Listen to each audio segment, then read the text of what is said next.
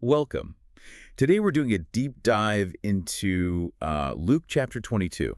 Yeah, this is a really packed chapter. It covers so much ground. Absolutely. It's this pivotal series of events, isn't it? Leading right up to, well, the turning point. Right. And the setting is key. We're talking about the time of Passover, the Feast of Unleavened Bread. A period just buzzing with significance, religious, political. Tensions are definitely high. For sure. And Luke takes us all the way from, like, the quiet planning stages through that really crucial meal, these stark predictions Jesus makes. That moment of struggle in the garden. Yeah, Gethsemane. And then, boom, betrayal, arrest, the first interrogations. It's a whirlwind. So our mission here is unpack these key moments, look closely at Luke's text, see what maybe jumps out, what surprising details are there. And try to understand, the significance of it all. Okay, let's jump in. Luke kicks things off telling us the chief priests, the teachers of the law, they're actively looking for a way to get rid of Jesus. Yeah, they want him gone. But Luke immediately adds this important detail about why they're sort of struggling to act. Right. He says they were afraid of the people. Exactly. That fear is crucial. It dictates their strategy, needing to be discreet. And that's where Judas enters the picture. One of the 12. And Luke's phrasing here is, wow, it's powerful. He says Satan entered Judas. That's quite a statement. Yeah. It really frames the betrayal differently, doesn't it? Not just politics or money. No, it gives it this definite spiritual dimension, a darker force at work. So Judas, he goes straight to the chief priests and the temple guard officers. Yep, lays it out how he can hand Jesus over. And Luke says they were delighted. That's the word he uses, delighted. And they agree to pay him. Money changes hands, or at least is promised. And Judas agrees. From then on, he's looking for the right time. Specifically, a time when there isn't a crowd around, which loops back to that fear, right? Precisely. Their fear of the populace is a major constraint for the authorities. Okay, so while that plot is brewing, it gets to the day the Passover lamb needs to be sacrificed. Right, time for the meal preparations. And Jesus sends Peter and John. He gives them this task. Yeah. Go get things ready. And they ask the obvious question, where? Yeah, where should we do this? And Jesus gives them these, incredibly specific instructions. This is one of those interesting little details Luke includes. He tells them, as you enter the city, you'll meet a man carrying a jar of water. Which Luke points out was unusual. That was typically women's work. Exactly. It would stand out. He says, follow him. Follow into the house he enters, find the owner, and say, the teacher asks, where is the guest room, where I may eat the Passover with my disciples? And Jesus assures them the owner will show them this large, furnished upper room. And it happens just like that. They go, they find the man, follow him, find the room exactly as described, and they make the preparations. It feels very much like a prearranged signal, that water jar. Yeah. Like Jesus had already set this up, maybe secretly. It certainly suggests he's orchestrating things down to the location for this vital meal. It underscores his awareness and control, even in these small details. So fast forward. The hour arrives. Jesus, the apostles, they're all reclining at the table. And Jesus starts with this really intense expression of longing. He says, I have eagerly desired to eat this Passover with you before I suffer. Wow. He directly links this meal, this tradition, to his own impending suffering. It's not just another Passover. No. And he adds he won't eat it again until it finds its fulfillment in the kingdom of God. Says a tone of, finality. And anticipation, too. Looking forward to that kingdom fulfillment. Then, interestingly, Luke has him take a cup before the bread. He gives thanks, tells him to share it, saying he won't drink again from the fruit of the vine until the kingdom comes. That first cup almost feels like a farewell to the old way, pointing towards the future. Then he takes the bread, gives thanks, breaks it, gives it to them, and says the words, this is my body given for you. Do this in remembrance of me. And that's it. The institution of, something foundational for Christianity. That connection between the bread, his body, and their ongoing remembrance. And Luke is careful to note what happens next. In the same way, after the supper, he took the cup. Right, a second cup. This one comes after the meal. And this cup is explicitly tied to something new. He says, this cup is the new covenant in my blood, which is poured out for you. A new covenant. Sealed in his blood. I mean, that's a monumental statement. It's fundamentally shifting the relationship between God and people. And just imagine being there, this profound moment, establishing this new covenant, and then immediately after, he just drops this bombshell. Yeah, the timing is brutal. He says, "But behold, the hand of him who is going to betray me is with mine on the table." Talk about emotional whiplash. Yeah. From new covenant to immediate betrayal, right there among them. He doesn't name Judas, but says, "The Son of Man will go as it has been decreed, but woe to that man by whom he is betrayed." And how did the disciples react? Luke says they start questioning each other. Yeah. Which of us would do such a thing? Looking around, wondering, not pointing fingers, interestingly, but looking inwards, or at least amongst themselves. And then, as if the tension wasn't high enough, Luke throws in this other detail. Right then, they start arguing. Unbelievable, isn't it? Amidst all this talk of covenants and betrayal.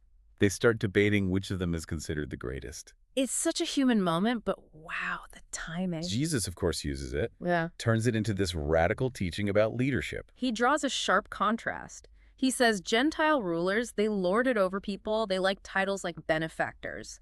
But you are not to be like that. That's his command. Instead, the greatest among you should be like the youngest. The leader should be like the servant. And he points to himself. Who's greater? The one eating or the one serving? Obviously, the one eating.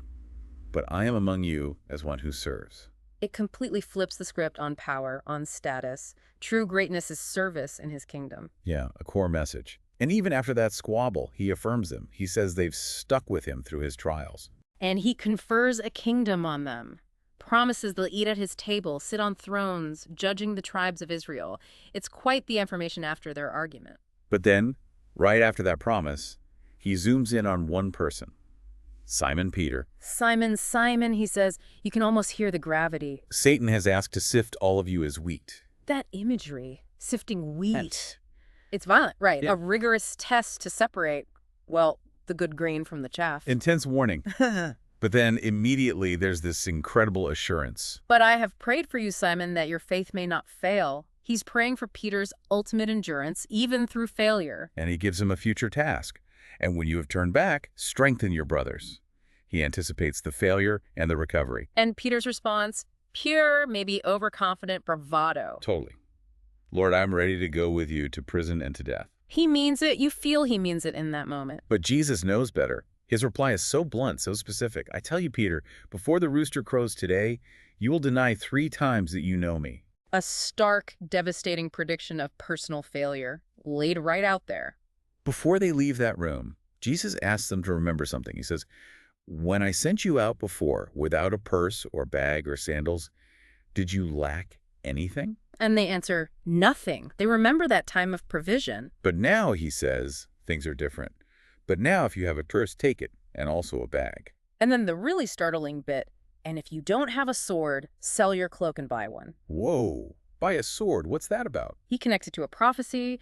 He was numbered with the transgressors. He says this must be fulfilled in him. It signals danger, hostility. The situation's escalating. It's a shift in perhaps readiness for a hostile environment. And the disciples, maybe misunderstanding the scale or the nature of the conflict, say, see, Lord, here are 2 swords. They produce 2 swords, and Jesus' reply is short, maybe even a bit abrupt. That is enough. Which could mean, what? Enough swords, enough talk. Yeah, it's debated, maybe enough of this kind of thinking, or maybe just acknowledging the reality of danger. Even if 2 swords are hardly an arsenal, it certainly wasn't a call for military action. So they leave the upper room. Jesus heads to the Mount of Olives, his usual spot. Disciples follow.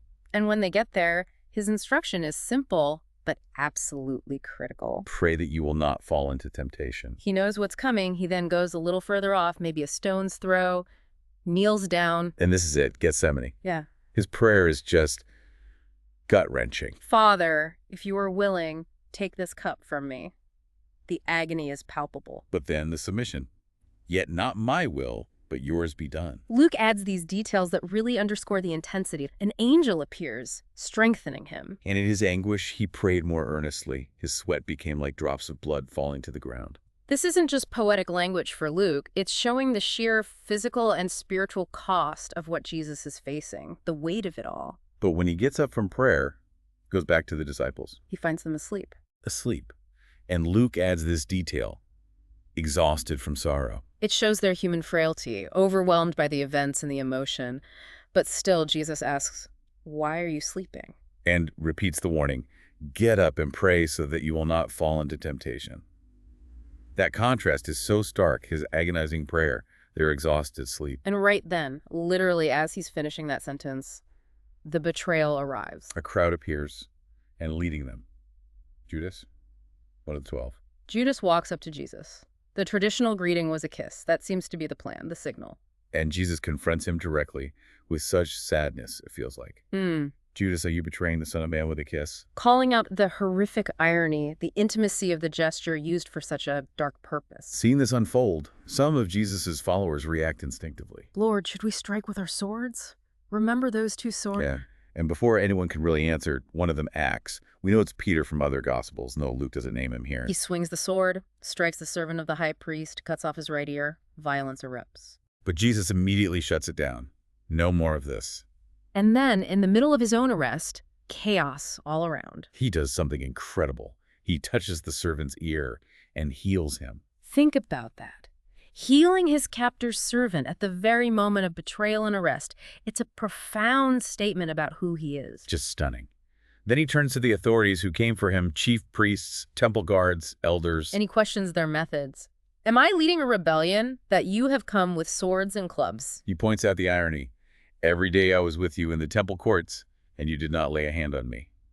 They could have arrested him any time, quietly. But then he acknowledges the deeper reality. But this is your hour when darkness reigns. He yields to this moment. So they seize him, lead him away, take him to the high priest's house. And the focus shifts for a bit. Luke follows Peter. Peter, who's following at a distance, trying to see what happens, maybe? He ends up in the courtyard where people have a fire going. He sits down among them. Trying to blend in, perhaps? But the test Jesus predicted comes quickly. A servant girl sees him by the firelight, looks closely, and says, "This man was with him." Accusation number 1, Peter's response. Quick denial. "Woman, I don't know him." Denial number 1. A little later, someone else spots him. "You also are one of them." Accusation 2. Peter denies again. "Man, I am not." Denial number 2. Then about an hour passes. The tension must have been building for Peter. Another person insists, more forcefully this time. Certainly this fellow was with him, for he is a Galilean. His accent gave him away, maybe. Accusation number 3. And Peter's third denial is emphatic. "Man, I don't know what you're talking about." And Luke adds that gut punch detail. Just as he was speaking, the rooster crowed. Right on cue, the sound that confirms the prophecy. And then, this moment, the Lord turned and looked straight at Peter. Imagine that look, no words needed. Peter remembers Jesus' words hit him. "Before the rooster crows today, you will disown me 3 times. And the realization crushes him. He goes outside and just weeps bitterly. The failure is complete, just as Jesus said it would be. Such a painful human moment. Meanwhile, back with Jesus, the guards holding him start mocking him, beating him. They blindfold him, hit him, and taunt him. Prophesy, who hit you? Adding insults to injury. This is before any formal trial. Yeah, just abuse and humiliation. Finally, as day breaks, the council meets. The Sanhedrin elders, chief priests, teachers of the law. Jesus is brought before them, and they cut right to the chase. The big question. If you are the Messiah, tell us. Jesus knows they're not really asking openly. He replies, "If I tell you, you will not believe me." And if I asked you, you would not answer. He points out their closed minds. But then he makes this declaration about his true identity and position. But from now on, the Son of Man will be seated at the right hand of the mighty God. He claims divine authority and position. That provokes the direct question from all of them, needing absolute clarity. Are you then the Son of God? And his answer leaves no room for doubt. You are right in saying I am, or simply, you say that I am. It's an affirmation. And for them, that's it. That's the confession they needed. They declare, why do we need any more testimony? We have heard it from his own lips. His own words become the basis for their condemnation. So, yeah, what a chapter. We've gone from the secret plotting. Right, driven by fear. Through the Last Supper, the New Covenant, the predictions. Peter's promise, Peter's predicted failure. The agony in Gethsemane, the betrayal with a kiss. The arrest, the healing of the ear. Peter's actual denials, the crowing rooster, that look from Jesus. The mocking. And finally, that confrontation with the council where he affirms who he is. Phew. Yeah. And the themes just jump out at you, don't they? Definitely. That tension between human actions, Judas, Peter, the authorities, and this sense of a foreseen, maybe even decreed path. And that radical teaching on leadership as service, right in the middle of their squabbling, still so countercultural. The raw humanity of Jesus in the garden, that struggle, the sweat like blood, it makes it so real. Yeah, and then his identity being confirmed step by step, culminating in his own declaration before the council. It really is packed. You see faith and failure, divine purpose and human struggle, all tangled together. Why do you think these stories, these moments from Luke 22, still hit so hard? I think it's the honesty, partly. The disciples aren't painted as perfect heroes. Peter's failure is right there. Judas's betrayal is stark. Even the desire for greatness. It feels very human. Yeah, relatable, even in these extraordinary circumstances. And exploring it like this, text by text, maybe helps you grapple with those big themes: leadership, loyalty, how people handle pressure, how purpose unfolds even through difficulty. Absolutely. It forces you to think about those complexities. So maybe a final thought to leave with everyone listening. Think about Jesus in the garden. That prayer, not my will, but yours be done, total submission despite the agony. Right. Contrasted with the disciples, just feet away, asleep. Exhausted by sorrow, yes, but asleep nonetheless. What does that contrast tell you about what real readiness looks like, or maybe what effective prayer looks like when you're facing something truly difficult, something inevitable, something to ponder?